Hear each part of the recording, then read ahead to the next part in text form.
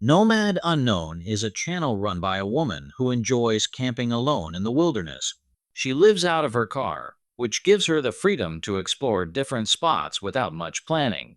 On this trip, she was camping in the Bridger Teton National Forest and had everything ready, but that didn't end up helping much. I have my bear spray on me. It's on the other side of my car.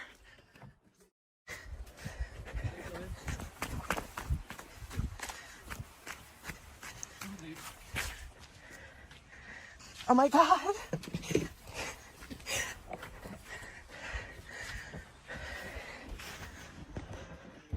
Bear! Bear in camp.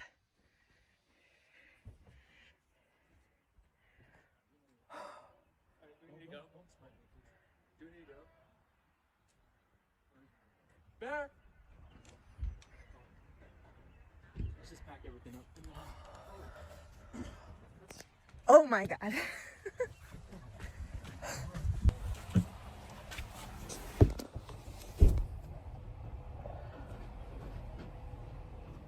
Oh my God. I'm shaking. While she was setting up camp, a bear suddenly wandered in. She didn't have her bear spray within reach. It was on the other side of her car. That moment could have gone very wrong. Luckily, the bear didn't seem interested in causing trouble. It just walked around, almost like it was casually checking things out. Still, the situation was risky. If the bear had decided to act aggressively, there wasn't much she or her friends could have done fast enough to stop it. And the really unsettling part? Her hammock was set up away from the car. If the bear had shown up while she was asleep, alone and unprotected, things could have been terrifying. Number 2. This next clip was recorded by Brody22, a TikTok creator who usually shares biking trips, trail rides, and forest adventures with his friends. His content is mostly chill, just good views and fun moments on the trail. But on June 28, 2025, things took a dark turn. While taking a break near a quiet bridge and enjoying the scenery, Brody and his friend were approached by a man who showed up out of nowhere. At first, it was just awkward.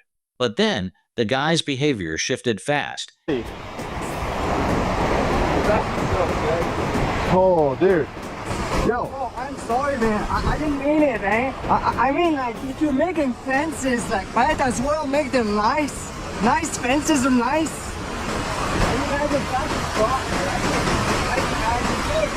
Really good. I mean, I'm gonna say that. Who's the bitch? Which one? Which one is the bitch? No. Oh, what the hell? Who's the bitch? What the hell? Oh, you're the bitch. You. Yo, dude, Show me your bitch. What do we do? What do we do, man? Who's the bitch? What do we do? Hey! You said bitch. No, we You. did. You No, good? I didn't. He became loud, angry, and unpredictable. Within seconds, he started yelling, making strange accusations, and acting aggressively toward them. It didn't stop there. He grabbed one of their bikes and threw it into a nearby river. Even as Brody and his friend tried to stay calm and back away, the man kept pushing, getting in their faces, threatening them, and acting completely unhinged. It was hard to tell what set him off, but it was clear something was very wrong. Thankfully, they didn't try to fight back. They kept their cool, slowly created space, and waited for a chance to leave. Dude, I Are didn't you say sure anything. you're good? I'm sorry, man. I'm sorry. I didn't mean to say anything, man. Your bike is here. I know. Bitch. We're not talking. That bike? No. That bike in the river? Hey, you want to try? Dude, get the away from me. You bitch. Dude, we don't want to cause problems. bitch. No, dude, please. You just Please. said it again, man. Because you're hitting me. Please. Buddy, stop. We don't want to fight. Run into the Buddy, nuts. please stop. Please. You do We that don't- we- again. You go in the river. Okay, I'm sorry. You I'm sorry. hear me? We're sorry. Do you I'm hear sorry. me? I hear you. I'm sorry. I'm sorry. There's two bikes there. He could be in the river. Okay, we're sorry. I'm an asshole. I'm a bitch. But I won't do it because you're young as fuck. We're sorry. I'm 48. I'm really sorry, man. You want to do it again? No, we're sorry. We'll leave. We're sorry, man. We're sorry. I'm really I mean, sorry. you might need a break. We'll take a break. We'll just chill here. We'll just chill, man. Okay? Hey, you know there's a cougar around here. The cougar is chasing people. Okay. I don't know that cougar. But watch yourself, boys. Okay, really careful. Watch yourself, boys. Really careful. You want to punch again? No. You want to kick? Show me your skill. You want to go in the river with me? Yeah, I'm really Hey, you sorry. want to go in the river with me? Swim maybe. You want to swim because biking is boring. We'll leave, man. We'll leave. Hey, you did one thing. Eventually, the man stepped back just enough for them to get out of there without it turning violent. But that kind of random encounter could have ended a lot worse. People who saw the video believe the man may have been drunk, high, or struggling with mental health issues. Whatever the case, his sudden aggression and strange behavior made for a seriously unsettling situation. Number 3. Nick and Julie have been living the van life for years, road tripping across states and chasing quiet moments in nature. After a day spent exploring Kentucky, they hiked back from the natural bridge in Red River Gorge, ready to find a place to settle down for the night. We're gonna get to the camper and then we're gonna head out and try to find a spot for the night. Since we've never been here before, it might take a little bit of time to find a good spot. And here in Daniel Boone National Forest, you are allowed to camp in the forest. You just need to get a permit, which we did earlier today. So we need to find a good spot before it gets too dark and we're stuck making dinner in the dark.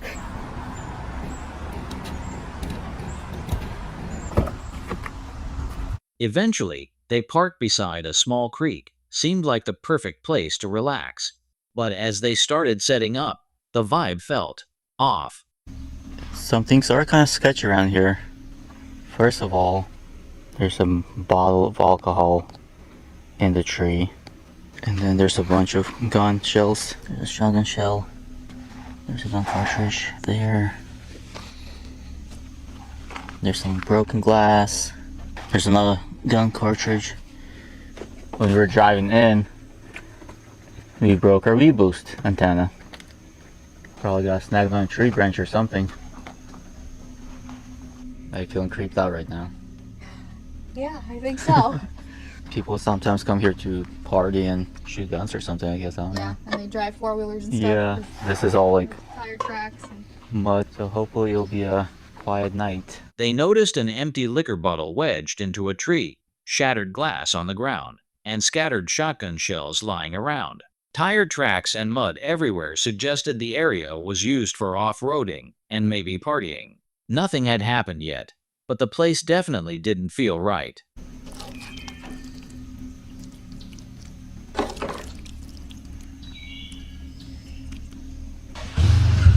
While we were making dinner, some like 2 4-wheelers drove up from the woods, and they kind of just like parked in front of our truck and camper, and they just stood there for about like, how long do you think it was? Like a good 20 minutes. yeah. So we're not sure what that was all about. Yeah, they already left, but I don't know if I want to stay here. I don't know. Yeah, I don't think it's worth the risk or whatever, just in case. yeah, we're not sure what it was all about. Yeah. If it was just, they're just standing there for no reason, or if they just don't want people staying here. Who or, knows? Yeah, I'm Yeah, not they sure. didn't say anything. They just parked in front of the truck. Yeah, so it's just for kind 20 of weird. minutes. There's no service here, Yeah. and it's just, yeah, it's just in the middle of the woods. There's no one here, so we don't know what that was all about. I think it's best to just pack up and leave at this point, just in case. Who knows? Better be safe than sorry. Yeah. So we're gonna clean up our stuff and head out. Oh, too bad. That's all right. Whatever.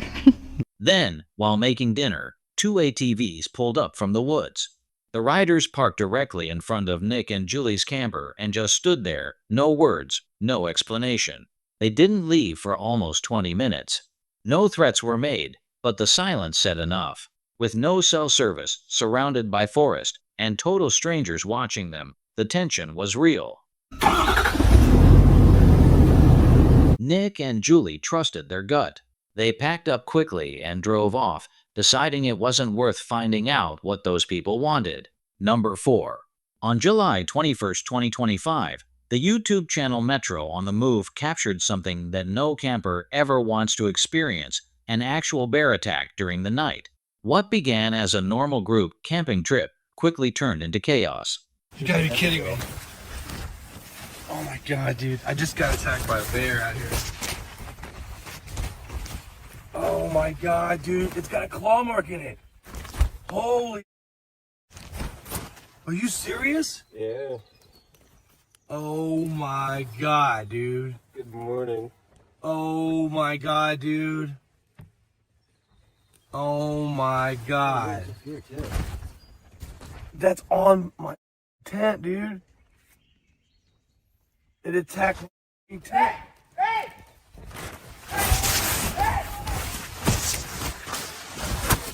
Oh my god.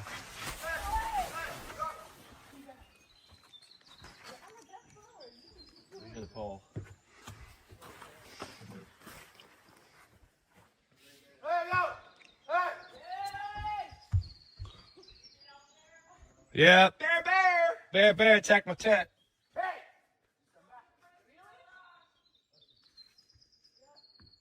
In the early hours of the morning, one camper woke up and realized something wasn't right.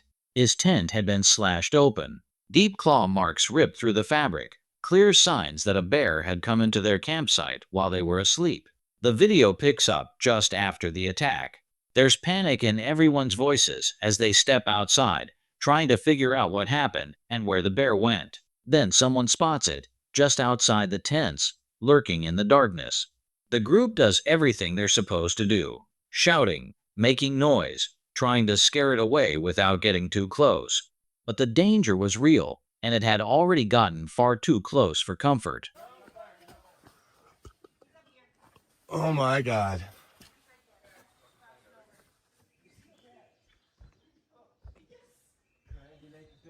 He's right there, just next to you. Behind you. Behind you. Yes. No running. No, I'm getting in the light.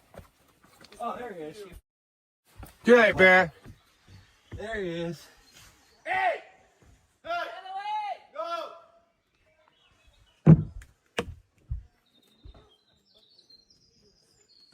This wasn't just a bear wandering past.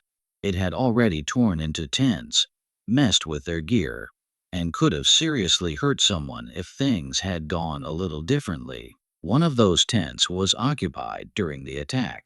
That's the part that really hits hard. If the bear had acted more aggressively or someone had been slower to respond, the outcome could have been tragic. The campers made it through without serious injuries, but the whole experience shattered the illusion of safety. Even with the right precautions in place, you're still in wild territory, and wild animals don't play by our rules. For viewers, it might feel like an intense story to watch from a screen, but for those who lived it, it was a genuine brush with danger they won't forget. Number 5. October 1st, 2023. The Emboy Outdoors crew was out for a laid-back evening, nothing unusual, just a regular day in the field. Then, from somewhere off in the distance, they heard yelling, not just noise, full-on, angry shouting. Try them. How many times did he shoot?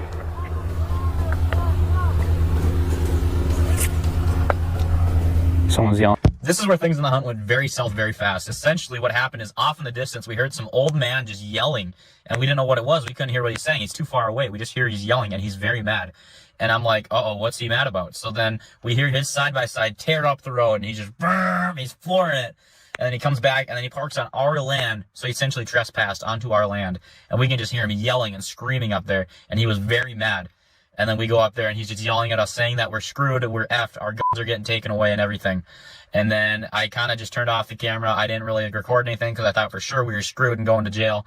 But then after I realized we're 100% legal, I'm like, what is this guy doing? So I start filming, and this is after he cooled down just a little bit, so he wasn't as mad, but he was still pretty upset. So you guys take a listen. They couldn't make out the words, but whoever it was, he wasn't happy. Next thing they know, a side-by-side comes roaring down the road. This older guy parks right on their land, completely trespassing, and starts going off. Tells them they're screwed, their guns are getting taken, and they're breaking all kinds of laws.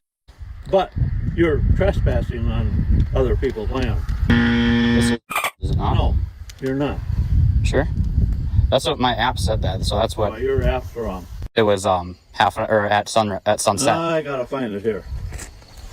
Okay, well look. I know you can't hunt past 4 o'clock. Sure that's not just an old-timer rule? Because I feel like they might have changed it. Old-timer rule? Oh, I don't know. It might have been I'm something. pretty sure they changed It's it. been that way for about 15 years. Well, they might They have. changed the 10 o'clock opener. It used to be 12 o'clock. Sure. Then they changed it to 7 or 10. And then they changed it to opening day at sunrise. Sure. I've been hunting ducks for 50 some years. Mm-hmm. So I know the rules. Well, I know, but the rules are constantly changing. It's kind of just But you don't know the rules. it's what it says on his phone. So Minnesota waterfowl I'm regulation. going to find it here before you guys leave. I got your license number. okay, I'm And glad. I'm glad. I'm gonna turn you into the Okay. warden. Go ahead. We are following the rules that we just read. The rules you have are not correct. 2023 website says so. Where the hell is it? I don't know if it's on there. It might be I just know it too. sure. Have you read it in there before? Yeah. He just did a couple minutes ago, so he should know exactly where it is. Yeah. If you just read it, I mean. Well, I mean, did you not just read that though?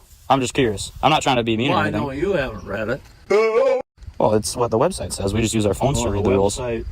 At first, the guys stopped filming. They genuinely thought they might be in serious trouble. But once they realized everything they were doing was completely legal, they hit record again. What followed was a long, tense back and forth. The man was convinced they were hunting past legal hours, claiming the cutoff was 4 p.m. But the crew pulled up the current Minnesota DNR regulations right there on their phones. Sunset, not 4 o'clock, not even close. The man wasn't having it. He pulled out some old hunting handbook from decades ago and flipped through it like he was trying to prove a courtroom case.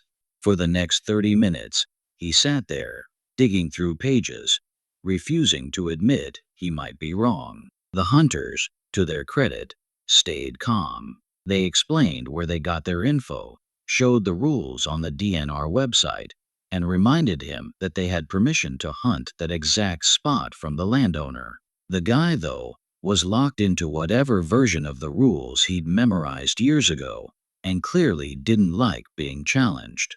Eventually, the shouting wound down.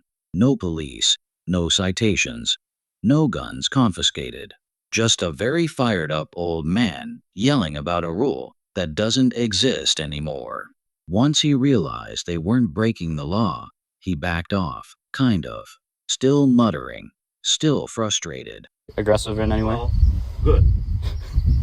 Because you're pissing me off. I'm sorry. Pissing me off already. I'm sorry we did that, sir. Oh, where is it? We got 4 ducks. Well, good for you. Would you like to have them?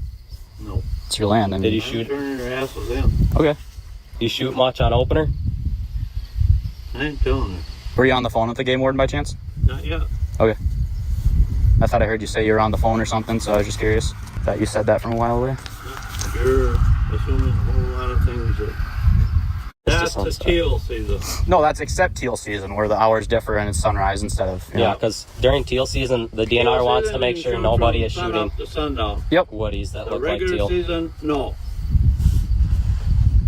It's we got the book Yeah, right it's here. fine. You Shooting can- hours for you can teal look. during the teal season, sunrise to sunset. You're welcome to read our book right here. We got it pulled up on his phone. I realize they had changed the rules. If you don't, maybe next time, if you don't like for sure know the rules, just come up nice instead of yell at us. Well, because that was the rules. For Oh yeah, and we understand Yeah, your it was- frustration. We understand your frustration. It's slough, Yep. which I've hunted in for 15, 20 years. Okay. Yep. And the northeast portion of it belongs to... Anyway, I apologize, Oh, no worries. and I said I haven't contacted the warden. But the worst had passed. It's a perfect example of how quickly things can escalate even when you're following the rules. Outdated knowledge and loud confidence don't mix well, especially when it's coming from someone who thinks they're the authority just because they've been hunting for 50 years. Yeah, Because I I mean, was if under you the want to, you can assumption go ahead, but I mean, it that don't matter. it closed at 4. Yep. Okay. Okay. Good night, guys. Yep. We just did what we thought was right, and that's what we followed. Well, I guess you are. Yep. What on earth? What on earth? So we just... Buddy's an old timer and thought it ended at 4 o'clock, even though it's sunset. Buddy's yelling like, what, 10 minutes? Just full yelling from not even his He was property. pissed. He was yelling. And then, second off, Buddy claims this is his property, even though the farmer's bean field is right here. That we got permission from. Actually, you got permission from. But that we have permission for to be on. Buddy, oh, you guys are effed. You're screwed. So then he yells at us for maybe 10 minutes about how, oh, it shuts up at 4 o'clock. We pull up the DNR website. Sure enough, during the entire season, it says sunset, the shooting time's over. And then Buddy goes ripping on his 1980 booklet, trying to find a rule about sunrise at 4 o'clock. He did anything he could to find something illegal from an outdated book, and he read for literally half an hour. After about 10 minutes, he had to sit down to read. Yeah, because he could not find it. It's 7:45 right now. We came up here at what, 7:10? Yeah. So he was for half an hour just reading through the book, and we're sitting here like reading our DNR webpage, and it says that at sunset you can stop shooting, and that's been a rule for however many years. I know it used to be a rule way back in the day in Minnesota that if you had to be done shooting at 4 o'clock in like the first couple weeks of the season, but ever since early teal and whatnot came through. Had he approached with some respect instead of charging in like a sheriff from a bad western, the whole thing would have gone way smoother. Bottom line, know your regs, stay cool, and keep your phone handy, because sometimes the wildest part of the woods isn't the wildlife, it's the people. Number 6. Cascade Trekker is a solo adventurer who spent plenty of nights deep in the wilderness, but this trip shook him. He'd set up camp in a quiet clearing, surrounded by dense forest. Everything seemed peaceful at first. Then, out of nowhere, a huge black bear appeared between the trees. He stayed calm and tried to scare it off with his voice. The bear backed off, disappearing into the woods. But something about the moment felt unfinished.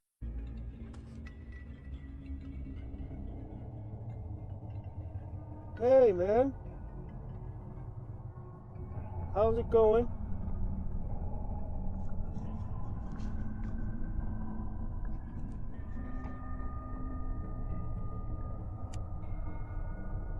So, the bear sighting, my main concern is that he doesn't come back here. You know, it's gonna be dark soon. I'll be in this. My very best protection, and I don't even know if it would work or not, would be squirting out this ethanol as a flame. Okay, so I'm gonna prepare that with a lighter in this bottle inside. Second, my camera here has a light on it, so I can have a light if I need it. And I put the fully charged battery in the camera. And other than that, my backpack was hanging on this motorcycle. And so now it's gonna be in here with me. So, he got ready. He lit a fire, made noise with his motorcycle, and kept whatever protection he had close, just in case. He even put together a backup plan using ethanol and a lighter to create a flame barrier if things got out of hand. I walked over there because I didn't hear it go very far into the forest. But I saw him run, and then he went up left onto the hillside and was snorting. I'm not really scared. I should be, because he ran pretty fast. Looked really strong and healthy. He moved his backpack inside the tent so the smell wouldn't attract the bear, and he stayed alert. And then, just as he feared, the bear came back. He was right here the whole time. What do you want? see? There he is. Puffing away up there. What do you want? Come on. I'm not leaving. Get out of here.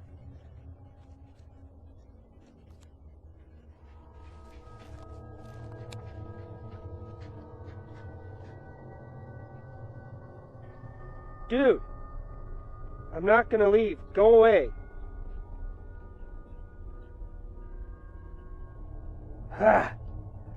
I can make noise too! Go on! Listening to me from right over there. And he's just somewhere up on this slope. Come on!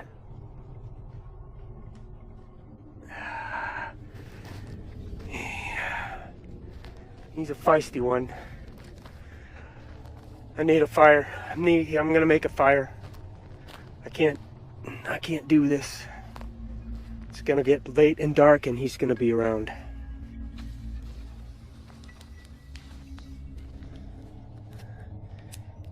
He's still up there. I didn't hear him leave.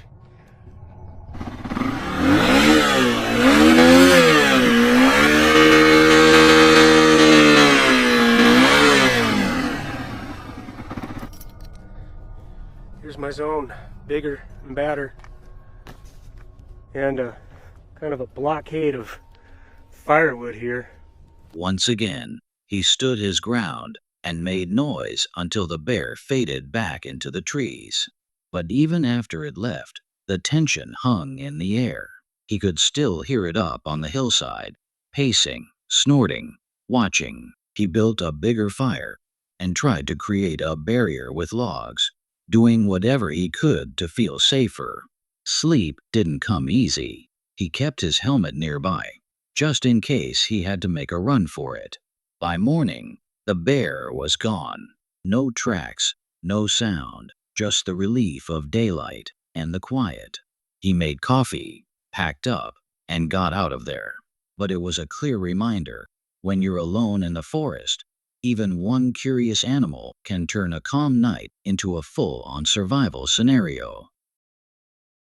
Forrest Galante is a well-known wildlife expert and TV personality, famous for his work with animals and his passion for adventure. You might have seen him on the Discovery Channel or in interviews sharing his knowledge. But in this clip, he finds himself in a truly unexpected situation deep in the Florida Everglades. He was out filming some content near the end of the day, and although the weather had started to turn, with some rain and distant thunder, nothing seemed too unusual. After all, it's Florida.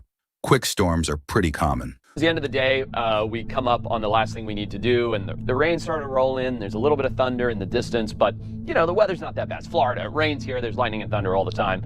And I'm like, all right, guys, we got one more thing we got to do. We literally actually turned the car around and had the car come back. And I was like, one more thing we got to do, and that is to do a product review, like an honest gear review of the Garmin watch and the Garmin InReach Mini 2, because I love this stuff, and we need it. Safety is paramount. And I'm saying this to Mitch, and Mitch is like, I don't think so, man. Like, that thunder's pretty serious. You know, Mitch lives here in Florida. I live in Southern California, where... Despite his crew warning him that the storm seemed serious, he brushed it off. He figured they had time to get it done. But while talking to the camera, something terrifying happened. When I'm out here in a place like this, in a remote swamp where the thunder's cracking off and there's alligators cruising around, there's a couple things that I absolutely cannot live without. One of those is a GPS. Doesn't matter where you go in the world, you should always have a GPS, and I used to carry a big, bulky, handheld one, and I got hit. I felt it, yeah. I got hit. That hurt. Yeah, it just hurt. Lightning struck dangerously close to him, and he felt it. The impact hit hard, and later he shared that parts of his body stayed sore for nearly an hour afterward. That strike was no joke. It landed just behind him in the water, and easily could have ended everything in a flash. Thankfully, Forrest walked away unharmed, but it's a chilling reminder of how quickly things can take a turn. 1 second you're filming a product review, and the next, nature reminds you who's in charge. So if there's anything to take away from this, stay safe, listen to your gut, and appreciate every moment. A group of friends went hiking in the woods and had a great time. On their way back, they decided to film a short video to remember the day. While one of them held the camera and recorded the others, everything seemed totally normal. But later, when they watched the video, they noticed something strange. dark shadow in the background. It looked like a person, but the way it moved wasn't natural, almost like a ghost. The friends were shaken and creeped out by what they had unknowingly caught on camera.